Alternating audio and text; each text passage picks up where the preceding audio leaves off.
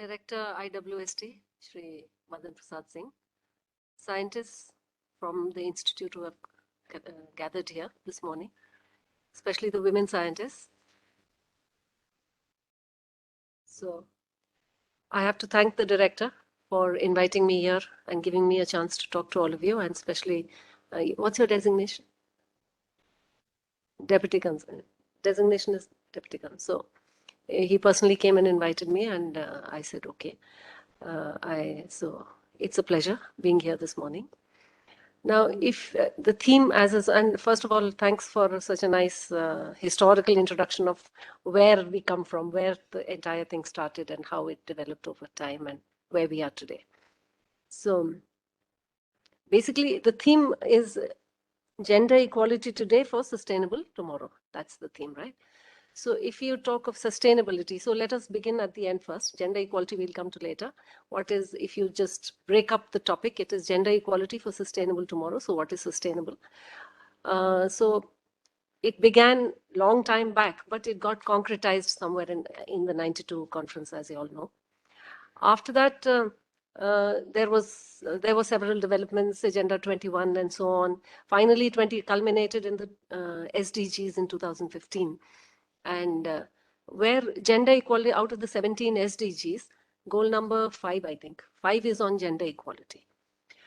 But see, the thing is about gender that when we are talking of gender, we often tend to forget this, we are talking of half of humanity. We are talking of half the if not more, at least half of the world's population. So out of the 17 SDGs, although there is a specific SDG for gender equality, goal number 7, but it is a thread which binds everything together, all the others, whether it is poverty alleviation, hunger, health for all. Obviously, you're talking of all the people in the world, which includes more than half of them are women. So, but of course, there had to be a separate goal also, because that brings a increased focus onto gender equality. But gender equality has to be across all the goals.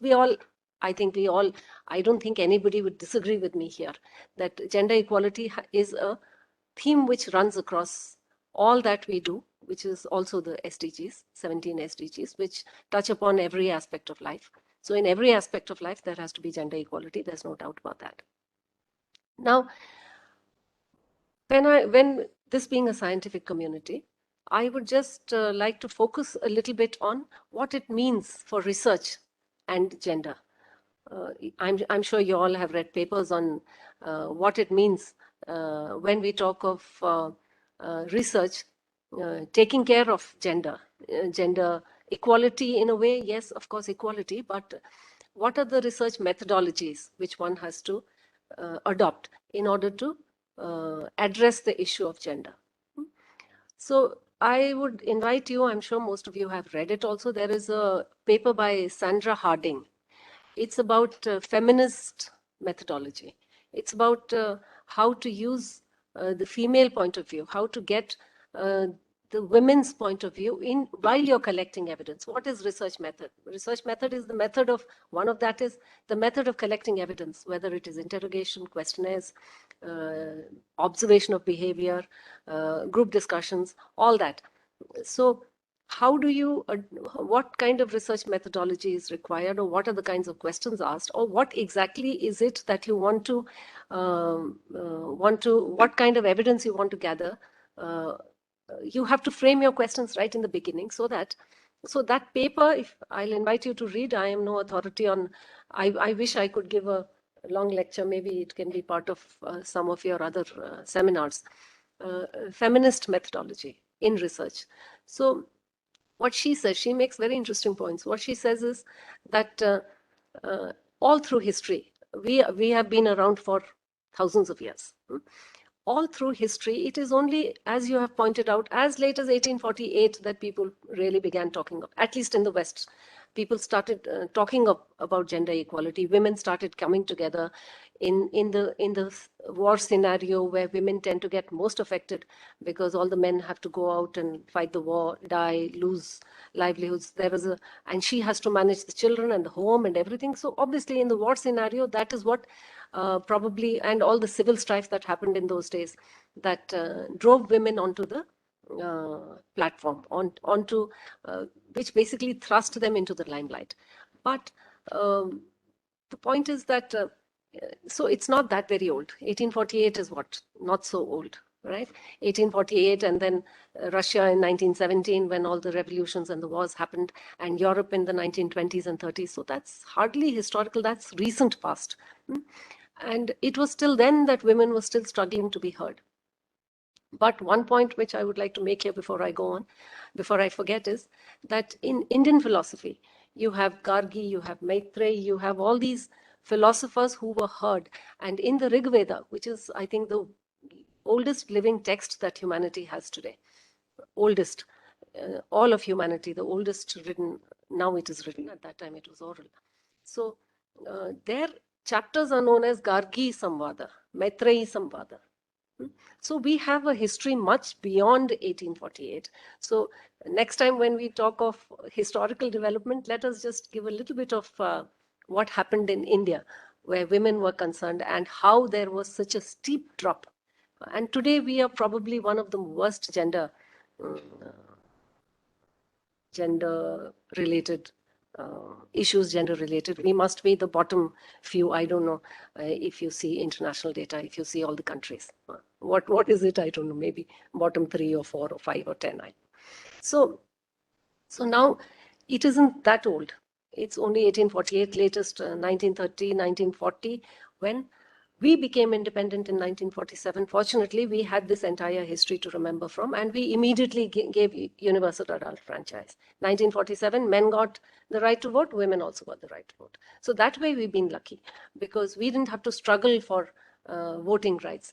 Can you imagine today somebody coming and telling us that no, women can't vote because they can't think, they don't know, they don't understand? Can you imagine somebody saying such a thing? Not at all, isn't it? But it isn't very long time ago that was the mainstream thought, that women can't vote because they can't analyze, they can't think for themselves. So, and coming back to this research methodology, feminist research methodology, they make very interesting points, and they say that and when you're talking of sustainability, especially in the backdrop of climate change, then the best mitigating measures are measures which have been around for ages, which is the traditional knowledge, the local knowledge systems, which will probably help us tide over climate change scenarios, which are so difficult to, which are so scary actually when you look at the scenarios which are supposed to be there in the future if we continue at the rate at which we are continuing. So, and all this knowledge is with women, at least a majority of that knowledge. It is not mainstream knowledge because our evidence collecting methods don't include experiences, women's experiences, their points of view, the questions we ask. We tend to leave out all those people. And Sandra Harding and various other authors in this paper, they say that imagine having lost half of humanity's knowledge. We know what Aristotle thought. We don't know what his wife thought. We know what Einstein did. We don't know what his wife did. We have all these people and half of humanity, what they thought, what they wrote, what were their experiences. So we are the losers. We lost half of humanity's knowledge, which is a wake-up call, which is something which we have to keep in mind, especially being in the privileged positions that people are in, at least in this room, who can make a difference in our own small way. If I'm going to gather evidence on some research topic, then I have to be sensitized myself. I have to be able to devise the questionnaire in a way that, and women will not come out and speak. We'll probably need to devise, and there are methodologies by which experiences become evidence. It is not only, evidence cannot only be quantifiable in numbers and in graphs in terms of, but it has to be, and a majority of research conducted, very robust research has been conducted based on these kinds of methodologies, not necessarily numbers and graphs and pie charts and etc. So this is experiences that women have and have to be shared. And For a sustainable tomorrow, definitely we need all this knowledge put together. Otherwise, we will be the losers. We already are the losers. I mean, when I really think of it, last night, yesterday, when DCF came and spoke to me and I was talking to you, I thought, Arey, yaar, really, we don't know what Aristotle's wife thought. No, we don't know what Yagnavalkya's wife thought, or any of the authors, or Ramanujan's wife, when he went to America, to the UK, and spent such a long time. Maybe she was a very good mathematician.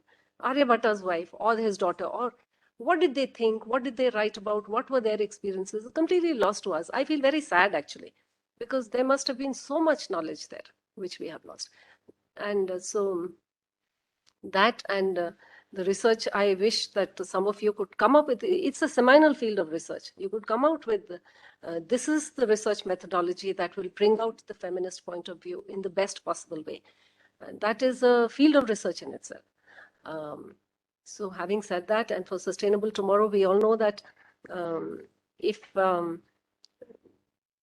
it is the local knowledge systems which will hold us in good stead in future.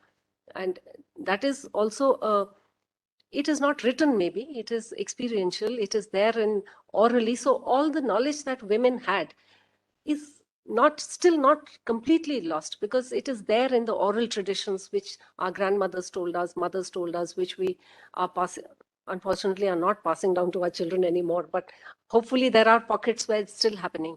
And so that knowledge, if we open our minds and open our ears and do research in a way that will bring out these oral traditions, I think we can still salvage the knowledge systems which are not written down, which we might have lost lots of it, but which may still be there in certain pockets. And it is our duty to actually document it and bring it to the mainstream. And that will be, I think, a big job as far as researchers are concerned. This being a research institute, I'm focusing on that. Of course, gender equality is much more than research. And gender is a continuum. Gender inequality is a continuum. You don't have that, okay, now I can vote, I'm happy, I have a good income, I am a upper middle class person, so there is no gender inequality. It's not like that. Gender inequality exists as a continuum, from extreme gender inequality to the worst affected women to the most emancipated women.